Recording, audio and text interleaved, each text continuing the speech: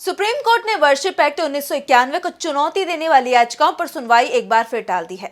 Supreme court ने इस मामले में लगातार दायर हो रही नई याचिकाओं को लेकर भी नाराजगी जताई, तो केंद्र सरकार के रुख को लेकर भी सवाल उठाए जा रहे हैं। तो क्या हुआ कोर्ट में सुनवाई पर और क्यों नाराज दिखे सीजेआई संजीव खन्ना, देखिए इस रिपोर्ट में। वर्शिप एक्ट 1991 की वैधता को लेकर सुप्रीम कोर्ट में एक बार फिर सुनवाई नहीं हो सकी।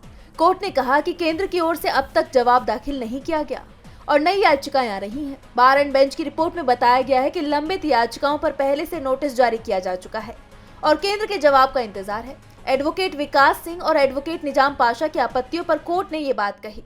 दोनों वकीलों ने केंद्र पर सवाल उठाए थे कि 8 बार कोर्ट की तरफ से दी गई समय सीमा बीत चुकी है और केंद्र की तरफ से कोई काउंटर दाखिल नहीं किया गया है। इस पर कोर्ट ने भी सहमति जताई और कहा कि हाँ, अब तक काउंटर फाइल नहीं हुआ है और नई आपत्तियों के साथ नई याचिकाएं भी आ रही हैं।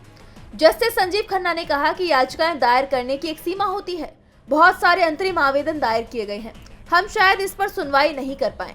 जस्टिस संजीव खन्ना ने यह भी कहा कि एक्ट को चुनौती देने वाली वो याचिकाएं खारिज की जाती हैं जिनमें अभी तक कोई नोटिस जारी नहीं किया गया है।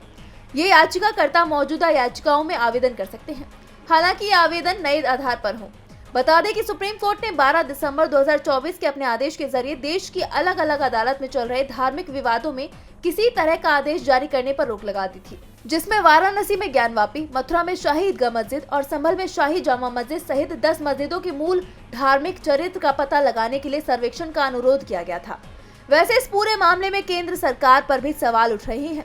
अगर केंद्र सरकार ने अगली सुनवाई से पहले जवाब दाखिल नहीं किया तो फिर सीजेआई संजीव खन्ना इस मामले पर शायद आगे की सुनवाई नहीं कर पाए, क्योंकि वो 13 मई को रिटायर हो रहे हैं और विपक्षी दलों की तरफ से दावा किया जा रहा है कि जस्टिस संजीव खन्ना को केस की सुनवाई से अलग करने के लिए केंद्र सरकार जवाब नहीं दे रही है।